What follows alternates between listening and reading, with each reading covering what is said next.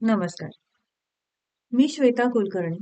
अमेरिकेमध्ये अटलांटा शहरात positive linguist publishers नावाचा स्टार्टअप मी एक 1.5-2 वर्षांपूर्वी सुरू केला आहे.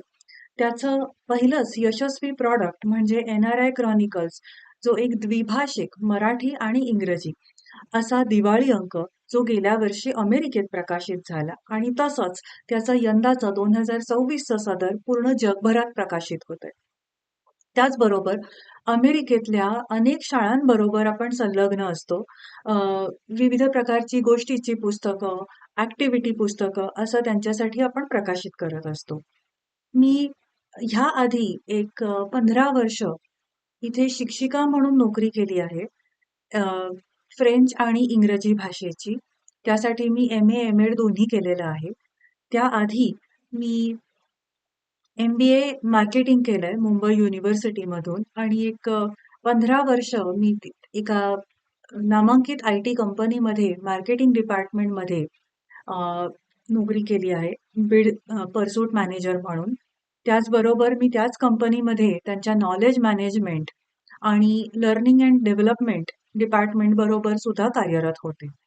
हल्लीच अ, पुण्यातल्या नामांकित एम-आय-टी कॉलेजमध्ये मी गेस्ट लेक्चरर म्हणून सुद्धा एक लेक्चर दिलं होतं. तिथल्या एम-बी-ए स्टुडंट्सना, की आपण स्वतःचा बिझनेस कसा सुरू करावा ह्याच विषयावर.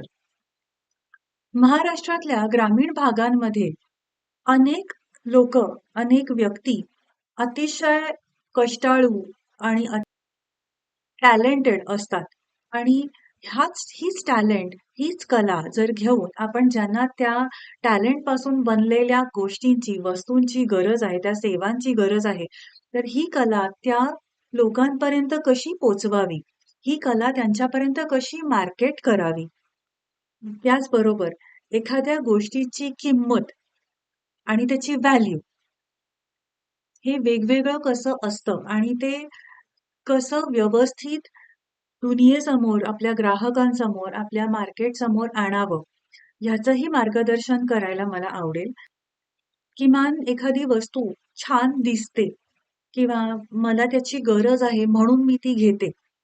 त्याउलट ही वस्तू ह्याच्याने माझं आयुष्य कसं चांगलं होणार आहे, कसं ते सुधारणार आहे, हे आपल्याला आपल्या ग्राहकांपर्यंत हा निरोप, हा मेसेज कसा पोहोचवता येईल? त्याला विविध मार्ग असतात, त्याला विविध चॅनल्स असतात आणि हे मार्गदर्शन मला आपल्या सर्वांबरोबर करायला आवडेल.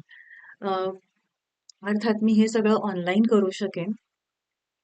पण एकत्र मिळून आपण आपल्या भारतासाठी, आपल्या महाराष्ट्रासाठी काही करू शकत असू, तर त्यात सहभागी व्हायला मला खूप आवडेल. धन्यवाद.